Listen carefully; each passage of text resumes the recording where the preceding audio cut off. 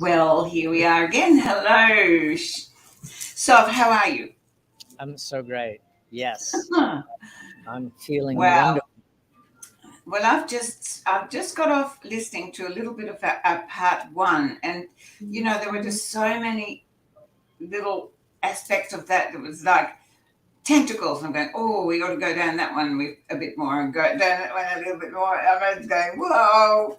Um, as you see, everyone who is following this wonderful, wonderful opportunity to get ourselves out of poverty thinking into prosperity living.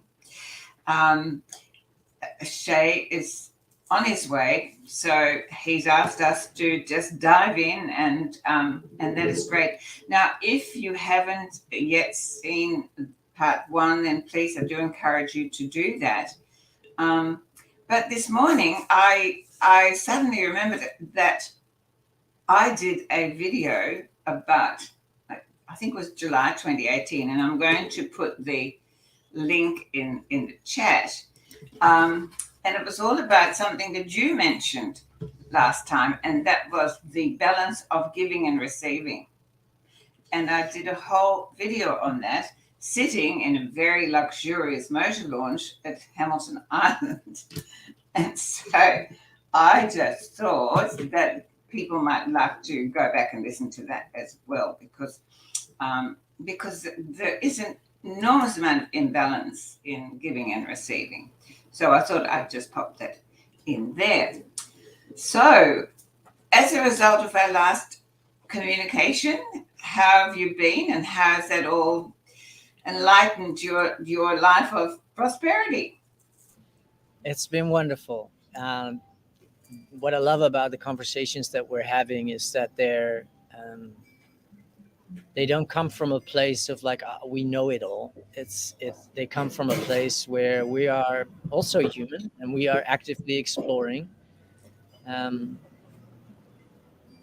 we are actively exploring everything ourselves, and that for me has been something that I took to heart this past week, and I got a great opportunity presented to me by a friend of mine who is a business coach, and he invited me to come on to his podcast to share if I have any questions, if I have any curiosities, if I have any issues really around generating finance, but really looking at how what's underneath the surface of that. And so after our conversation, I was feeling very primed for that. I was like, you know what? I'm just gonna dive straight in, and I'm gonna go with my. We have a saying in Dutch for that, going with our buttocks bare or something like that. I don't know how it translates in. Sometimes it's better not to translate it. I No, I know. do. Yeah, it's going just with an open mind and heart, and receive whatever is coming. and, Yeah. and but that is what prosperity is about. We talked about something, and our energy was lifted because of what we were talking about, and that opened the door for you then to receive this opportunity. And that is what prosperity is about. It's not about receiving things in money. We have to go beyond that. It's such a tiny little bit of what is on offer in life. So So true. absolutely fabulous. Um, Yeah. so today so you set some tasks last time. You said thinking about people using the word non-valuables when they're dealing with money. Personally, I love money, so that's not something I'm going to look. But what I loved about the end of what we talked about was it's giving meaning. So Mhm. when we're having an exchange, that is this giving meaning. So because so much of our let's talk about money to start with, we is wasted, right? And so whatever you use it for to exchange for, look at, is that giving you meaning of Yeah. some sort? Is it going to enhance and enrich you? It brings me back to Robert Kiyosaki's book, Rich Man, Poor Man, which I've actually did quite a bit of work with him when he was in Australia many years ago. And so this idea, is it a liability or is it an asset before you spend something? And that, all of those little tricks is to remind you that you are in control of your own prosperity when you get that into balance, when you really understand that prosperity is a mindset. And we actually, you and I, we have this love of language. We talk ourselves in and out of a paper bag the whole time of whether we are reducing what comes into our life or expanding what comes into our life. And so I wanted to go to somewhere that we've discussed before, because it's all interconnected, and that is the connection between poverty consciousness and a phrase that we've all grown up with in the English language. I didn't grow up with it in our language, and that is the money is the root of all evil. And of course, the phrase actually has a missing link. Apparently, it is the love of money is the root of all evil. Either way, it sets you up for poverty consciousness. And when I looked at that, I went, hang on, there's a missing thing there. It's the root. So I took that to the next step of looking at the connection to that and the root chakra, which is all about security. And then I was given, because my guys having a field day on this one, and I was given, here we go, because it's all connected to our ancestral traumas, which of course we have been talking about so much. So when you look at your state of prosperity or poverty, look at your ancestry. And I know you've mentioned quite often about, your circumstances of birth and what you were born into. But go behind that and go, but where did that come from? There is a link. There's a link. And if you go back and you find that there is this continuation of a state of mind. And that is why also we hear so often the rich get richer and the poor get poorer. It's not because of the amount of stuff they have. It's because their lineage feeds forward that prosperity or poverty is a given. And until we break that link, and because we're about to move into this higher state of consciousness, the buck stops here. This is the generation that needs to now break that cycle. So there's so much at stake with this conversation. Whew, I'm going to take a deep breath. And so when I say that to you, how does that relate when I say, look at the root chakra and where are we in our sense of security? And then, yes, we need to do work on the intellect and our mind, song, and all of that. Mostly we need to heal the root chakra. Yeah, so beautiful, Yvonne. You had wow, where to even start with this?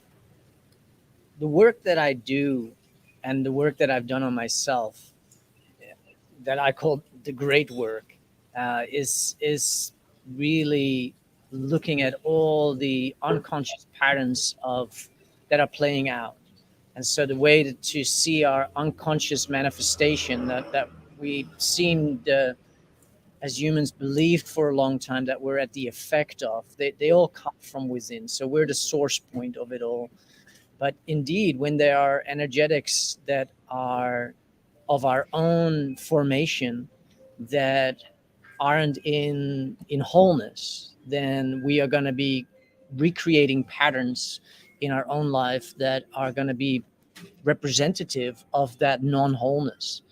And I love how we can go into the root and the origin of things within ourselves, and that there lies something that is actually before that even, and that is which is the succession or the generational succession that we've come out of, which is easy to see. Most of us have grandparents that went through the First or the Second World War. And those days were harsh on humans and formed a lot of the collective consciousness, a lot of the ways of relating to life. And they had real hardship. And that then gets imparted unconsciously or consciously into the next generation. And those patterns keep playing out. My main focus has been addressing me, addressing my formation, my imprinting, my stories that I've been operating on based on unresolved trauma, and finding those parts and pieces to bring them back home, to dissolve those stories, to literally resolve the unresolved. And what I am finding is that beyond what we can clear on our own self, in our own subconscious mind, there is a tapestry and how we are interconnected with the generations that have come before us. And that tapestry is like an information source code. It's where it's the foundation from which the next generation then created its succession, and then another succession and another succession. And this is how it happens in nature.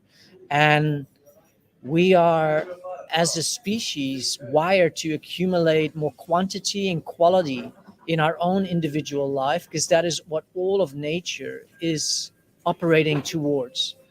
And when we look at degraded lands, the way that degraded lands regenerate themselves is through this process of slowly over time accumulating more quantity and quality of what is called consolidated life into the system.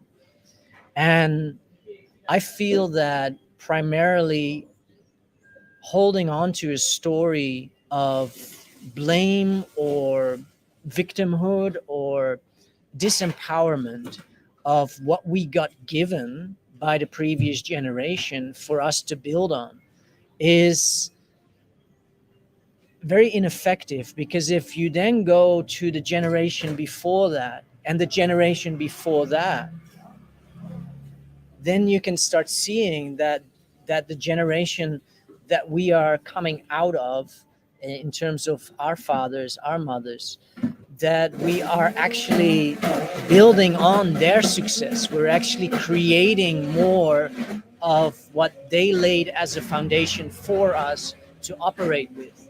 And it's very beneficial to look at how they were formed and how they were infused with their programming, in order to really see that there has been gradual growth. And what that does, it takes out of the equation this sense of I wasn't given, everything that I could have been given, but they didn't have it because it actually wasn't in the ancestral ecology. It wasn't actually available in the ecosystem, in the consciousness. And so poverty consciousness, slowly but surely through generations, has the ability to elevate itself back into syntropy, back into prosperity. And that takes work. And this part of looking at the ancestral imprinting is really relevant, because it allows us to see with eyes that are not judgmental that we have actually been moving upwards. And we may still be struggling in our own individual lives, but at the same time, when we get a broader perspective, we can see, everyone can see, that we are all so much better off than those that went through the First World War, the Second World War. My grandparents, had the opportunity to explore what it was to eat tulip bulbs, because that was pretty much all that was around to eat. And I can see that we're in a totally different phase. Now, one piece that we may go into later is how important it is to release these ancestral stories, so that we can actually rewrite the narrative and we can actually script the story for the generations to come, based on prosperity and based on being resilient and being resourceful. Because if we don't address these unconscious narratives, we're going to pass them on. And that's, of course, where we have a great opportunity during our life to set the next generation up in resonance with the natural order, in coherence with what life is actually wired for, accumulating more quantity and more quality of life dense energy. And we can translate that in our own world into finance if we want. But as you mentioned, this notion of prosperity is much more than just that singular element. And for me, I see that life always wants to provide the opportunities for more accumulation and more aggregation and more integration of prosperity. It's just that I, for most of my life, because of the stories that I had a lens through to view those stories through. Oh, this guy wants to get me, and he's probably gonna excavate my. Oh, I don't know if I want to do that. Meanwhile, if I am just willing to take what life is offering me and go in wholeheartedly with courage, I may actually be able to unravel a little bit more, see more clearly at the end of it, and then be able to work with a new mindset to see myself different, to see money different, to see my worth in a new light, and how to actually language that. You just said the magic word, worth. Everything you say is just so true. And when you talk about your grandparents and the tulip bulbs, it reminds me that when I was a child, of course, it was the beginning of World War II in occupied country.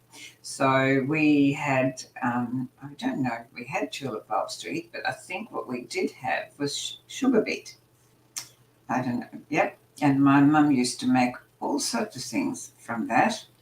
Um, so yes, it was an interesting time to grow up in. And so what you then learn from the get-go is to appreciate everything that comes to you. Everything that comes to you. And I think that has been lost a bit in the generations recently, where materialism and commercialism has become rife. That sense of appreciation for everything. It's it is what drives my life. So, or the word thank you and this amazing gratitude for every little thing that comes my way, or that's available to me, has really been imprinted upon me and has been one of my greatest strengths in every time where things have become difficult, to turn to, yes, but what do I have? And what you just said is the growth. We have so much more, and we have far more than we need. But the word worth. So let's look at that, because again, I believe we have in our life what we believe we are worthy of.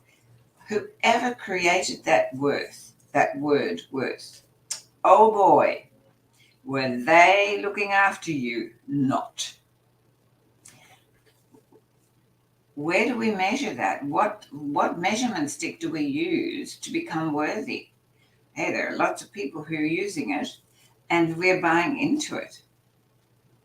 What is this business about worth? It's what we always talk, something that Shay talked about last time, and that was all about having your creation, whether that your art of creation, and putting a value to it, and giving it a worth. You cannot put any value on something that's come from within you as a creation.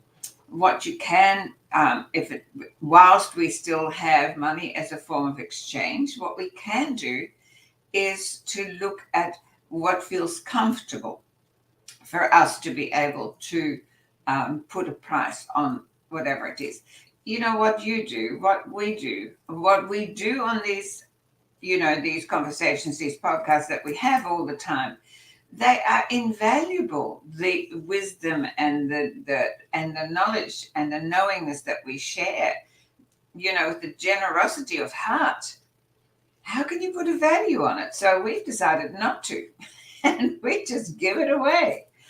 And does that mean that we're silly? No, because in my eye, it doesn't matter, because whatever I put out there of value of this high frequency, the supply will come. It doesn't have to come from this. It will come from other places. This is a very, very giant universe of equal exchange. And so I have so much coming into my life.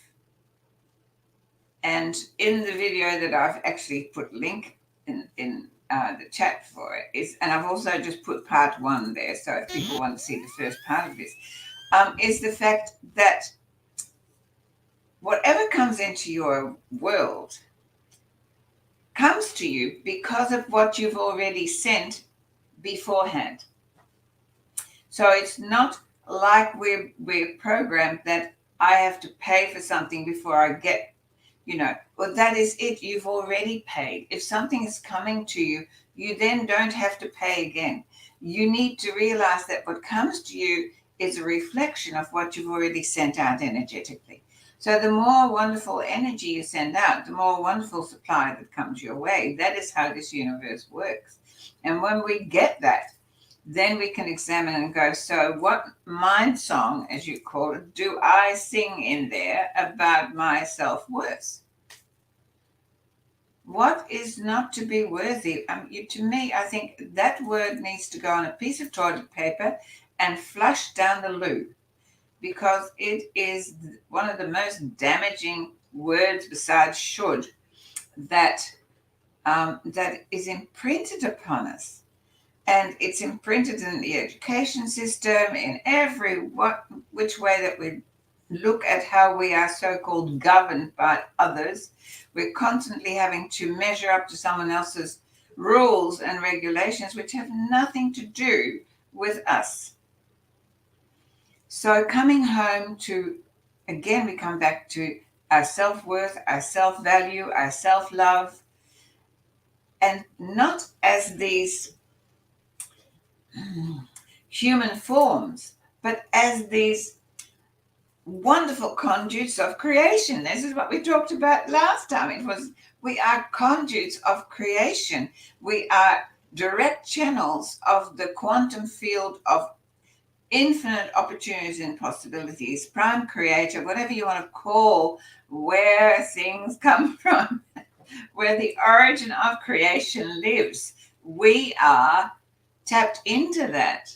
And so we need to tap into that consciously, open ourselves up and go, yes, I am open to receive. And I really would like to address this balance of giving and receiving, because we get it so out of balance. And what happens is that we give, and then we don't receive things back, and instantly we go into resentment. I've given you so much, you give me nothing. The minute you think that, then why are you giving? Are you giving to get back? Or are you giving because that is your nature? One of the things I talk about in that previous video is the fact that what do you do when someone gives you something? Do you instantly go, oh, you shouldn't have? Oh, that's so sweet of you, but really, look, you really don't waste your money on that, right? How do we receive a gift? If we cannot receive a gift, it doesn't matter what it is, with the generosity of receivership, in other words, with grace and gratitude, then we are taking away something very beautiful from the giver. And that is something that we've all got to learn to get in balance.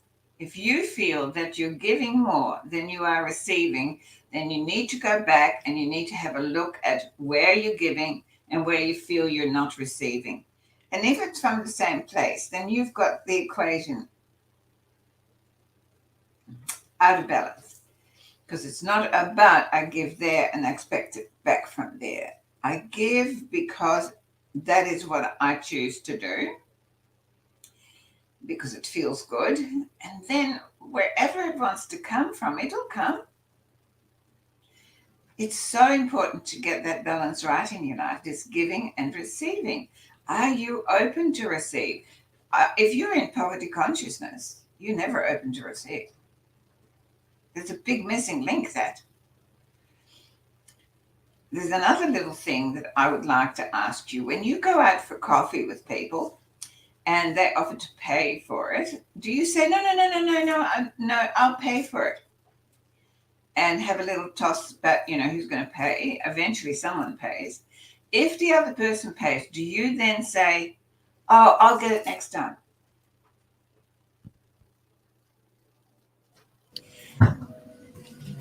Wow. Pick one. Or do Yeah. you just say thank you?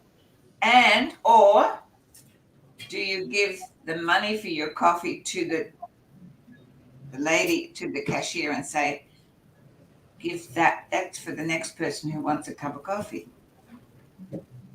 See, there are so many ways to really get this giving and receiving in balance. Yes. Yes. So great. There is a natural exchange happening in nature all the time. Mhm. And that happens unconditionally, which is a strange word because it basically says no conditions. We have been programmed, of course, into believing a whole bunch of things that aren't of the natural order, that aren't in a natural frequency. They are operating in within the context of this false copy of reality. And reality is very different than life. Life Yeah. is the living expression based on truth of what is alive, and reality is the man made world of ideas that is constructed out of a whole bunch of ideologies that have been transgenerationally handed down. And this has greatly influenced our ability to relate to life in the living and the natural processes. And we're more predispositioned to operate based on how we've been programmed. And this receiving element comes for many actually down to their own primary imprinting, is that there was conditional giving going on. Um, One of the things that comes to mind is this story that still is there in the background for me sometimes, but I never sound it out. But I recognize that it's probably been part of what I've observed or experienced myself is when I finally, or when I give something generously out of the generosity of my heart to my partner or to someone that I love, the story comes on. Yeah, well, don't ever tell me that I didn't give you anything. So, and I don't sound that out, but I'm very curious. Like, wow, that's definitely part of the programming that I either observed or experienced. And as younglings, if we're not raised in that we are enough, and not that we're enough, but that we're perfect as we are, then the conditions are being put on how we see ourselves and how we feel about ourselves. And that conditioning is really stifling so much then later in life of our ability to receive, receiving love, receiving money, receiving fair exchange for what it is that we do for others. And then we jump to this like, oh, no, no, I'll get that. Don't worry about it, because there's a pain point maybe around money, that if somebody pays for something, well, then they had to maybe at some subconscious level suffer to be able to bring that into the shared experience.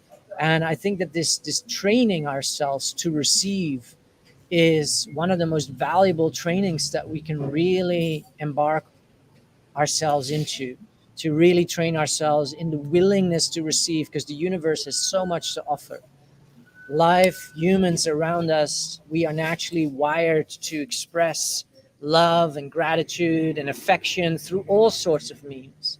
And if we have uncomfortability in receiving, well, then we have uncomfortability in attracting and manifesting. And most of us are really good at giving, but do we give out of a place of natural love frequencies that are generosity without a contract, or are they perceived investments so that I can get a return, or is it more out of obligation? I have to. There's so much around receiving and giving that we benefit really looking at within. And I feel personally that all of the language that we are navigating here in this topic of poverty consciousness is that it all, again, it has a root, it has an origin. And the word worth actually in its origin really only means to turn.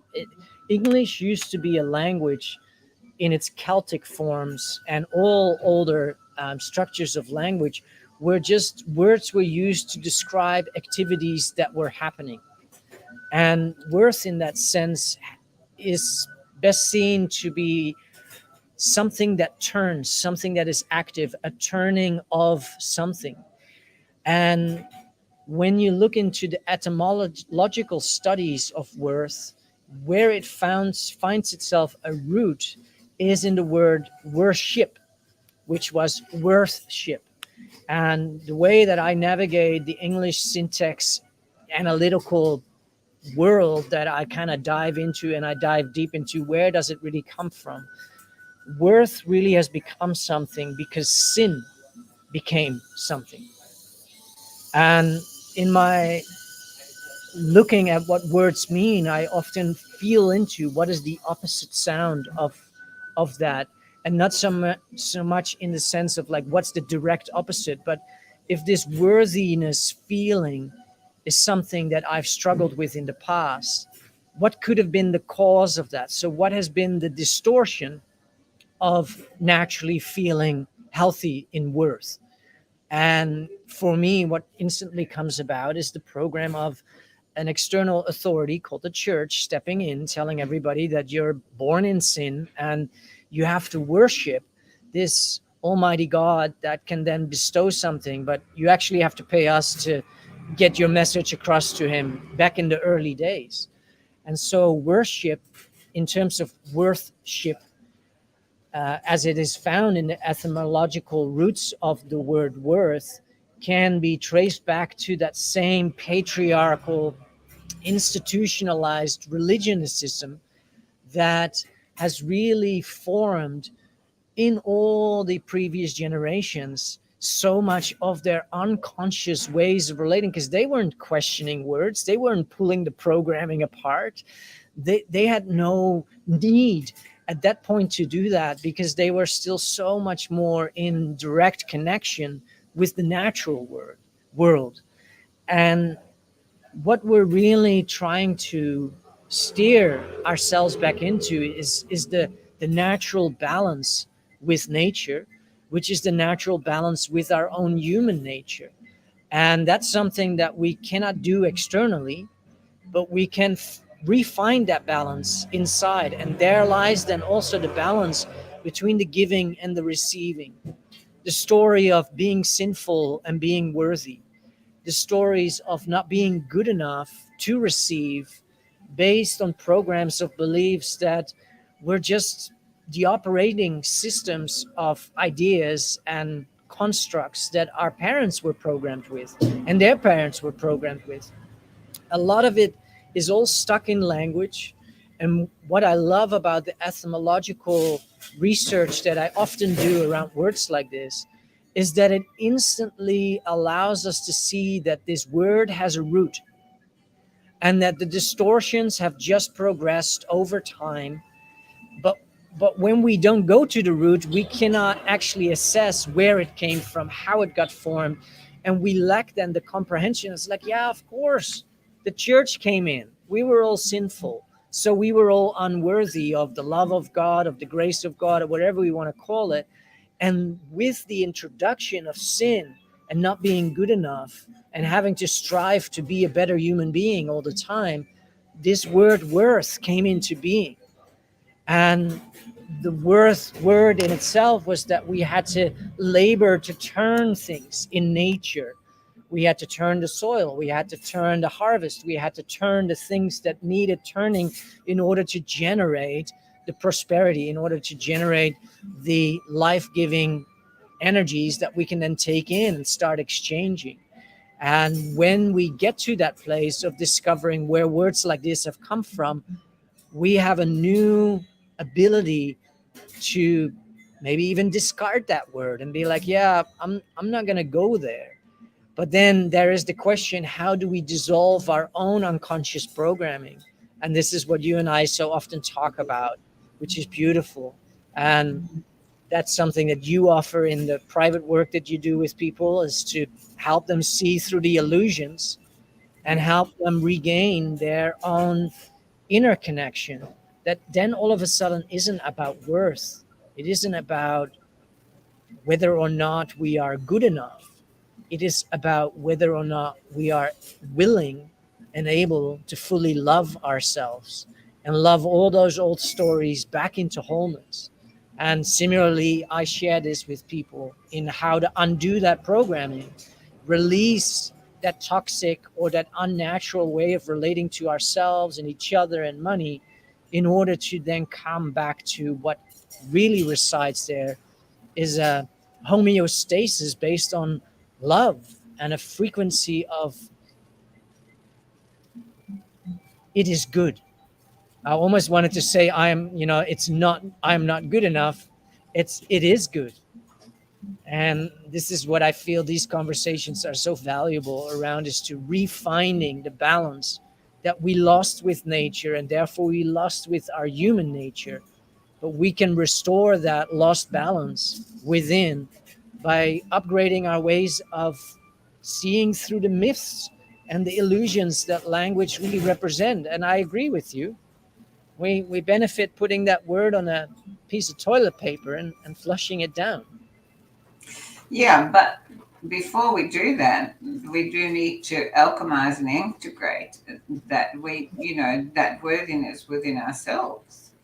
Um, it is the power of that word that we need to flush. The power that keeps us into victimhood that we need to flush. And it's only when we look at that, and there's another word that goes with that, and that is deservability. Um, and it's funny because sometimes, it was yesterday, even I used it. Someone said to me, a very dear friend of me who came to Brekkie on Monday morning, and he said, "Gosh, you must be so proud looking at all these people around me who are so full of love and joy." And I looked at him and I said, "No, I see that word really doesn't resonate with me at all." And I said, "But I feel humbled." And then the next thing that I said was, I said sometimes I think, what did I ever do to deserve that? Well, now that is just such an imprint of conditioning. Because do I have to do something to deserve that? That is yet another thing that we are taught by whoever, either education or all the ones that have been ruling our lives for so long. And everything that you and I do is giving people back their sovereignty and bringing them in direct connection to the only master that matters, and that is that which created you in the first place. And why the heck am I here? So let's get on with that, and let's forget all the other stuff that people are trying to diminish us with. That is what always comes up for me, that this idea of I need to deserve it, I need to be worthy, I need to do all of those kinds of things. And so, but again, I want to come back to this word root, because we talk about the root of the word and the root of, and so what is the root of this overwhelming sense of not good enough? And the root of that really is, to me, it is, what is the purpose? What is the purpose? Why has it been instilled in the collective um, with so much power? And the only answer that you come up with is so that we become very, very vulnerable to being ruled. And that is, as long as we believe we're not good enough, then it is very difficult to get our mind song to that feeling of empowerment, of having the power within. And so this time of transition where we are moving into a higher state of consciousness consciously is all about taking back that power at every level. And so right now we're talking about it in this place of poverty consciousness versus prosperity consciousness. There is a simple switch that we can make though, and that everything comes back to being self-observing and self-listening. So what is the language that you speak about the generosity of life? Do you focus on the things you don't have, or do you focus on all that is around you and see it as a gift and have gratitude for that? Do you walk into a supermarket and say, I can't look at all the prices, I can't afford that, or do you go in there and look and say, wow, I've only got $10, but look at all the choices that are there for $10. See, it's a mindset, and so we need to be able to go beyond the programming to be free from that really deep conditioning that has been going on for eons, and create and be the conscious creator of our prosperity. So again, we need to examine a few words. What is the meaning of wealth to you? What is the meaning of prosperity to you? Does it mean dollars in the bank? Or does it mean that someone took you out for dinner last night? I was taken out for dinner last night by one of my sons and his wife and beautiful granddaughter, and it was the most beautiful evening. And I go home feeling so blessed and go, oh my Lord, look at how prosperous I am, and how, this is just beautiful. This is life-giving me. And remember that word, it's life-giving. And so you talk a lot about, this relationship with the flora and fauna and nature itself, which we're part of. And it is all about coming to that realization, whatever you are engaged in, is it life-giving? And if it's life-giving, it's prosperous. If it is life-diminishing, it's poverty. Very simple, really. Very simple. I wrote a long time ago in a little book called Pearls of Vision, daily, I can't even remember what it was, Pearls of Vision. And I wrote, you're not rich because you have money. You have money because you feel rich. So when you put all your attention on all the blessings that come your way every day, and that is, you wake up and, there's air to breathe. We take so much for granted. I sit up every morning and I'm about to go and open myself up to receive the messages from wherever they come to write my next post.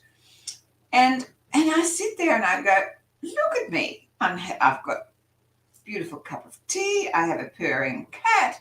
I have a laptop that is wonderful. And there's nothing lacking in my life in that moment. And when we bring ourselves to this moment, there's most of the time nothing lacking. But we're concerned about what will be lacking in the next moment or next week or next year. Well, I don't know. I might not be here by then. So I only have now. And right now, I have everything that anyone would need in this moment. And it is putting those moments together with gratitude and feeling blessed for whatever it is that is on offer to you. And that brings me to something else. When things don't work for us, we instantly feel diminished. We feel not good enough. We feel punished or put upon, or whatever energy or emotions that come from that experience or that we allow from that experience. For me, whenever something occurs in my life that doesn't feel so good, I instantly stop and go, hang on a minute, what gem are you offering me? What's in that for me to grow from? You're telling me something I need to pay attention to that is going to bring life to me. In other words, I don't collapse into that moment of limitation. I see that moment of limitation as an opportunity to become more life giving to me by seeing it as a message, as a moment of choice, moment of discernment, but always as a gift. So the other day, I was offered this situation where people were having a problem with their relationship, and they were within a family. And so I looked at that, and they were going, this is I can't go there. And I go, but why don't you just stop and go, what a wonderful opportunity to experience unconditional love. I am not supposed to change that person, but it gives me an opportunity to become someone who can go beyond the judgment, and go, I'm choosing to love you unconditionally. That's not an easy task, but boy, when you manage it. So this is what happens when you allow yourself to learn from the tough moments. Anything that offers you an opportunity for life is prosperous. Anything that doesn't pushes you into that place where we've been and where we want to get out of. Hey, how are you? Welcome. Hey, thanks, Yvonne. Hey, Sovereign. Hey, Apologies. hello. So good you can join. Awesome. Apologies for my extreme tardiness, but Well, I'm here. you must have had something very prosperous to be doing. Yeah, it was definitely a beautiful kind of access to higher consciousness, let's say. Well, that's all that we need. We've just been chit-chatting for quite some time, No, to have a continuum of what we talked about the last time. So I'd love to hear. Have you looked at that again? Because I've looked at our part one and I went like, whoa, there's so much in that. yeah. So I just love you to fill us in and go, well, what was it in that made you go, well, we need to definitely talk more about that bit. Yeah, for sure. Thanks, Yvonne. I actually did listen to the conversation again myself, and I really love the diversity of perspectives that we all brought into the middle in that space. And I, what I mean, I guess just to kind of highlight a little bit on what the message that I was trying to convey and get across, particularly as I had that focus on the three-dimensional reality and looking at money and relating, that piece. I also kind of contemplated on it more. And as I was in the garden the other day and I was working with the plants and I was just exploring, and I was in the interview touching a lot on the benefit of stacking skill sets. And I related that to the business side of things, that if you're in business, you can stack your marketing and your sales and your delivery of the product and the fulfillment, then you become a valuable kind of player in the game of business. And then I started to look at in the garden, wow, if I have skills in being able to cultivate soil, and then I have skills in being able to, take care of plants and grow food, and then I have skills in harvesting and knowing what to do with the plants and how to cook them or prepare them or provide longevity of storage for these seeds or these plants. And then I have these other skills in being able to bring people together to be able to enjoy the benefits of all this food that I've stacked all these skill sets. Then I become a very valuable asset to the community, right? Because I'm stacking all of this knowledge and this wisdom and these skills to offer in service to the greater collective. And just looking at my examples last week were very much in the business realm, and this week I just wanted to offer another example on the value, what we really value in for life, to expand and to grow and to be able to serve and support. And ultimately that perception of what is valuable in our world that we find ourselves in, particularly in being a human being and being a mammal, in our relationships, not just to each other as we're having this conversation, we're relating to each other's perspectives on what it takes to overcome a mindset or behaviors of being in poverty and being in lack and in scarcity, but more so, what does it take in order to relate in a way that we can have an expanded, omnipresent omnipotence of growth and realization, to see that ultimately, if we really tap into it, consciousness for me is the conscious awareness of a creator that has infinite potential to have unlimited intelligence.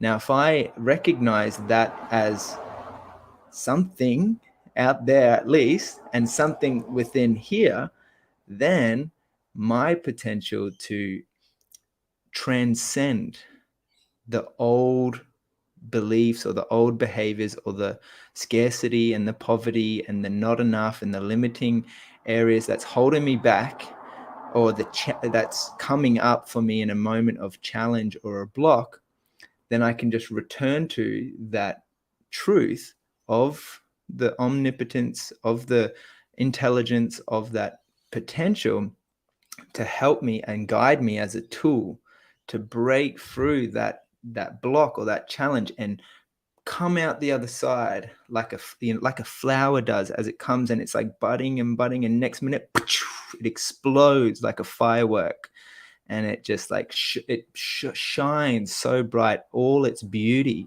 and its magnificence, and it's just all its color, and it's attracting all of these beautiful insects and bees and butterflies and bugs and whatnot, and in that moment realizing that just like the flower, myself too, when I break through that veil and I overcome the past, poverty ways of being, that I expand into something that is absolutely gorgeous in its beingness, and that me too, and just everyone too has that potential, and recognizing that it becomes a choice as well as a commitment and a devotion to realizing that every single day in our lives. And often it can be challenging because we find ourselves going one step back sometimes, and then 2 steps forward, and then 1 step back and 2 steps forward. But the relevance of having these conversations for me is that we can remind each other to remember, what we're really made of and what we're really capable of, and why we're really here, what our true purpose is in supporting one another to be the flower and go beyond. So that's my my little relation to our chat. I love that. Hey, and if you are, you are a flower. What kind of flower are you? Oh, I like that question. We got lots of nasturtium flowers happening at the moment, and they're beautiful flowers because they're very tasty. Go good Oh, in you salad. want to be nibbled on? Is that what you're saying? Yeah. I just love how you've just come in with such flow and ease. Absolutely perfect. But I like to pick up a couple of things there, and it is this skill set. Because yes, you're so eloquent in how you describe in the garden how you're learning all these skill sets. For me, and this is where all of my work has been and continues to be, is the skill set of how to work me. To learn how can I nurture the soil that I'm growing in. How do I create an environment around me that is going to support the best of me so that I can produce the flower, and that flower can then grow to its full potential.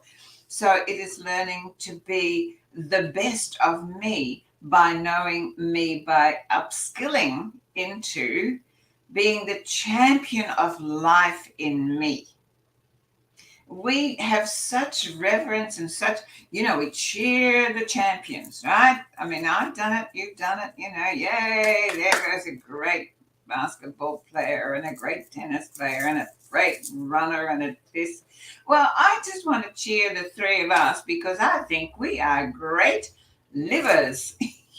And I don't mean, the organ. I mean, we take life and we're giving it a heck of a shake.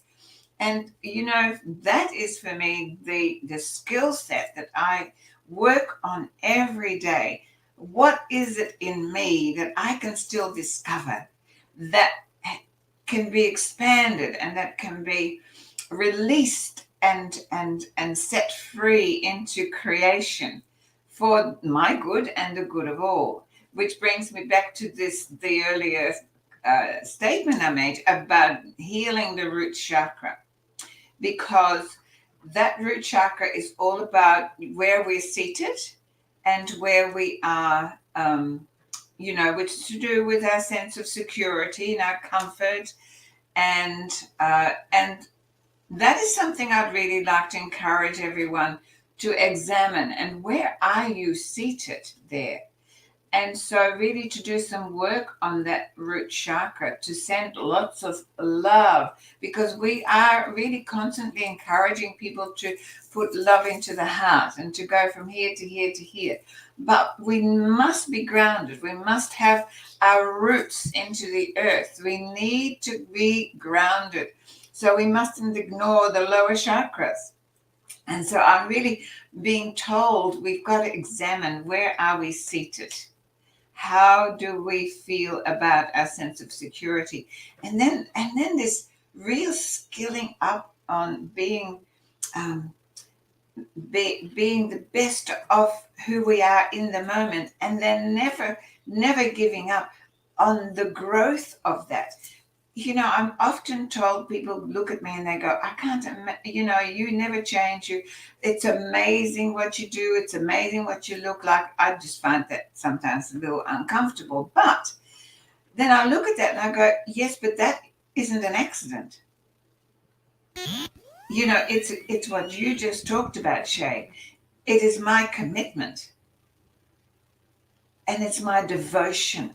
I love those two words that you just said, because in my book, The Secret to Life, I have, the success. Oh, you got it. Fantastic. Well, in there is a success formula.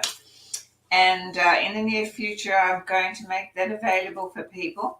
But the thing is, the success formula starts with that, 7 steps: commitment, dedication, which is the devotion.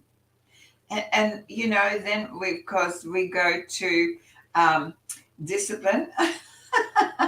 Thank you, boys. It is available. So, it's available again on Amazon. And so you can find The Secret to Life. So, and it is a tool book. But this commitment and devotion to self, we tend to get very easily committed to outside sources and things, and to our families and to our friends. But we have to have this inner commitment to self and be devoted to that. How devoted are you to you? Because everything radiates from that. We are the center of our universe. So the more that we skill up on learning how we work and how and who and how we are related to this prime creative force. And that's the work that I've done now over 30 years. And, the people that are willing to go there and to really dig deep, their life transformation is phenomenal. And this setting yourself free from the old conditioned self and finding what is in underneath the authenticity of who we are in truth. That is such an amazing gift to me. So those words really, really resonated with me, Shay, and such a beautiful segue into what we've been talking about and what we are attempting to share with people, because everything that we do here and everything that Shay is involved in and Sov is involved in and I'm involved in is to support people to rise up and become the very best of themselves. So before I just hand it back to you, there's something I want to share about money, because I love money. I think it's great. There is a movement. There's two things. There's a global movement at the moment. It's called, let me just get it here. It's called, I'll put it in the chat in a minute. It's called keepcashalive.com. And it is saying no to using cards and saying and really keeping cash alive for the main purpose, so we have control over it, but also because it stops the fees that people are being charged, and the businesses are getting charged, we're getting charged, and so that's just something that I wanted to share with money. But there's a phrase that I love, and it comes from the movie Hello, Dolly. And it says, money is like manure. The more you spread it around, the more it makes little things grow. Syntropy in action. Souvereign. So wonderful. Yeah, the syntropic nature of life, once comprehended, has ramifications and permeates through pretty much everything that we can be addressing and the things that we are speaking around and towards. And there is always an ongoing increase of quality and quantity of life. That is the syntropic nature. There is always just more of. My easiest example is just to take a tomato and cut it open and take the seeds out. You plant all those seeds and you only had one tomato. Now you got 30 or 40 tomato plants, each with 5 or 10 or 15 tomatoes. And so within you take one generation to plant the next generation, and all of a sudden you have, it is exponential what's happening. And we are just hijacked as a human species into this poverty consciousness. And when you look at the word poverty, where it comes from in its root is poor.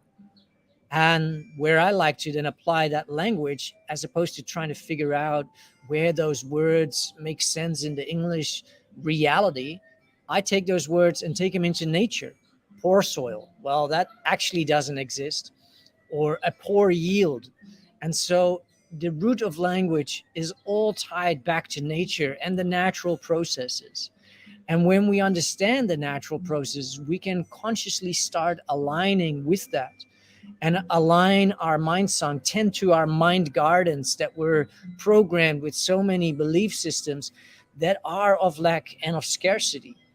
And what I love about this conversation, that is all about overcoming, so overturning, it's moving out of, moving beyond, leaving behind the port of so-called poverty consciousness, which is a state of mentality. It requires a willful commitment to actually overcoming it. If you know that it's real, if you know that you're suffering from it, if you know that it's sometimes popping its snarky little head up again, are you willing to overcome it? Are you willing to move beyond it? And the beautiful thing is that as we move out of something, we also have to move through it. We have to look at it. We have to figure out where did these constructs of ideas really come from? What were my grandparents really thinking, feeling, living through, navigating through? How does the transgenerational hand down of poverty consciousness still reverberate in my life? How is it still manifesting itself? And then looking at the words and what they actually mean and where they actually come from, what is really funny about this word worth that is just turning something into it? It is a mode of action. We've really connected it to self-worth. And so when you look at that, that has a lot to do with our purpose and our sense of purposefulness, which is when we look at syntropy, everything in life is performing a function with purpose. So how are we performing our function with purpose?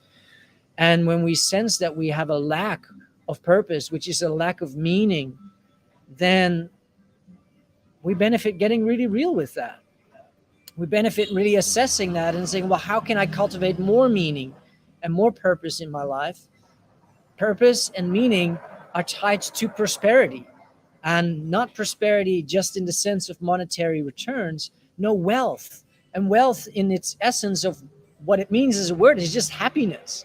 It's been kind of taken over to become, again, tied to the corporate syntax that English was really crafted for. So when we go down into the root of the Celtic languages and the Latin roots and the origin of words, we can still see that there's a lot of connection between nature and man's relationship with nature, with the flora and the fauna world that is active there. But English was formed to be a contract and commerce and trade language. And so a lot of these intrinsic relationships to nature have been stripped out. And all we have to do is just go to etymologyonline.org and you just type in whatever word you want to actually dissect. And you go down and you can actually see that there is an original correlation. And by seeing a different perspective by what words were meaning back in the days, we all of a sudden get an opportunity to not just have an unconscious relationship with language, but we have choice. And from that choice, which we didn't have before, because we were unconsciously using language, from that choice point, all of a sudden, we can see the fallacy, we can see the falseness, we can see the illusion, but we can really see the root origin of where this syntax has come from, and that it was constructed to expand empire. And so if it was to do that, and then it got infested with an artificial lack and scarcity orientation to increase profits, we can just review some of the words that we're using and review some of the language that we are just so familiar with, and see through the lens of syntropy the contrast of how language is actually tied to nature, how language in its origin is tied to natural processes. And those processes are everything that's being spoken about here. Is this, we are recipients of life. We are recipients of oxygen, of nutrients, and we have an active engagement in that relationship to cultivate more life, to cultivate more wealth, to cultivate ourselves on an individual level. And what I love about this syntropic orientation is that it allows us a perspective on how we can take responsibility and act on that responsibility that we have. And these conversations for me are just rich, and they're super valuable. And I see really that our self-worth is us turning ourselves into that which we want to become. That's what which we are willing to step into and step through. And as we become willing, we are indefinitely going to overcome this poverty consciousness. It's letting go of an old layer, and what emerges out of that is seeing life again as to what it all has on offer. Walking into that supermarket and realizing, wow, yeah, I may only have $10, but wow, look what I can all get with that. And it's coming back to that joy, that excitement for what is possible, what can become available, and dreaming consciously into that, so that the narratives of the transgenerational hand-downs can actually be dissolved. And where I would like to go in a future conversation is the freeing up of our ancestry, that until we release the ties unconsciously that we carry through our lineage, through our genealogy, There are so many spirits and there's so many ancestors that are still bound to our circumstance of events. And when we free ourselves of poverty consciousness, we free generations of the past to also transcend their stuck narratives. That is so beautiful. And that's exactly where I thought we ought to, go to as we're coming sort of to the end of this conversation. Um, because that is the root of it all. I keep coming back to that. It's the root of it all comes from us, our ancestry and the experiences that they've had, and we carry that on. And so when we can take that to the next step where we can heal that within us, we can heal that for them. And it's only when the past lineage is freed from their trauma that we are completely free from our trauma, and we're not passing it forward for our children. And that, of course, is another amazing subject. So we are coming to the completion of this conversation today. But, before I just asked Shay to close us out with some more words of wisdom, I would like to just share with everyone who does listen to this, to share it and to see it not just as three people talking at you, but as a gift. Because this is what it is. That's my intention. I know that it is Sovereign's intention and it's Shay's intention. These conversations are a gift to everyone who listens.